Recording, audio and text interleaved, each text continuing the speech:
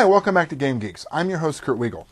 Today's episode, Monte Cook's World of Darkness. Folks, let me get something out of the way right up front. This is the World of Darkness as presented by White Wolf Games, barely.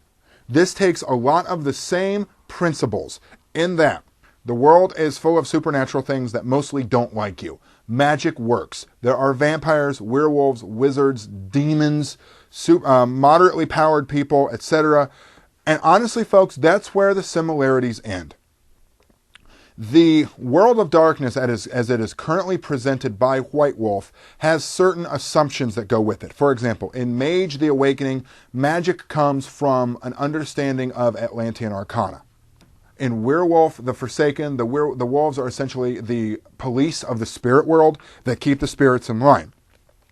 There is none of that in Monte Cook's World of Darkness. What he did was he took a few of the concepts and made the entire thing his own. The overriding backstory, metaplot if you want to call it that, main theme of this game is that there was an intrusion into our world from supreme beings that were eminently inimical to our existence.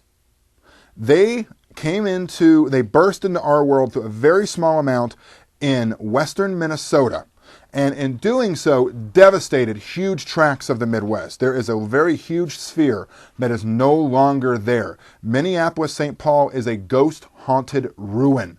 Eau Claire, Wisconsin is essentially the jumping point or the staging point for the military, keeping what's in Minneapolis, St. Paul there. When that happened, a nightmare wave emanated out from the intrusion point. In doing so, all sorts of insane, evil wackiness happens. You have houses that continually grow from the inside, making them bigger on the inside than they are on the outside, trapping you in a maze. You suddenly have giant mushrooms that will eat you if you're not paying attention.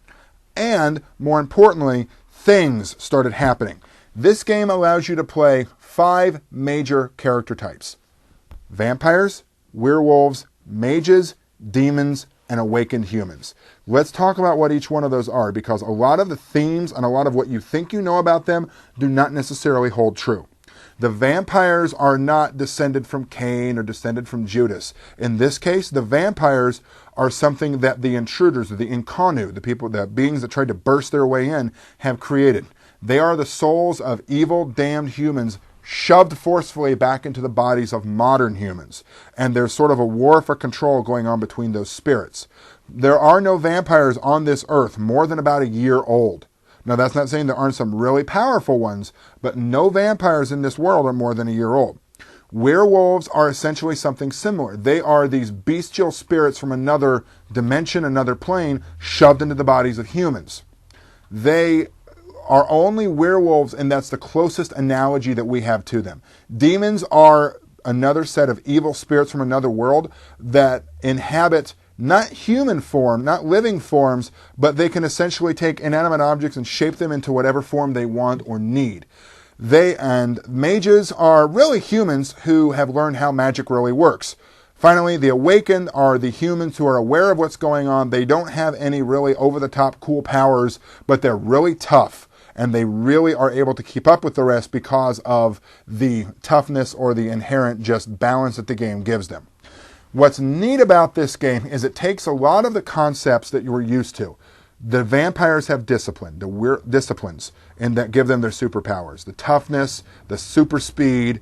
The werewolves have gifts in the alternate forms. The demons have cants that give them some unique powers of their own. The Awakened really don't have much. The biggest selling point for me, what really makes this game sing for me, is they actually have a point-based magic system for a D20 game.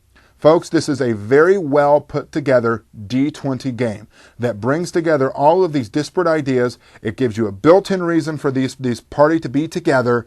It gives you overriding force that you're trying to fight the Incarnu from coming in. You're trying to fight their minions. Yes, even though the Incarnu are responsible for the existence of some of these monsters, they still help you fight the darkness. Folks, this is a neat game to get your hands on. If you like D20, if you like urban fantasy or dark urban fantasy with not even dipping its toe and jumping into the pool of horror, this is the game for you. It's very interesting, and it's a lot of fun to see what a really good game designer can do with an existing property, yet still make it different and still make it their own. For Game Geeks, I'm your host, Kurt Wiegel. Good day and good gaming.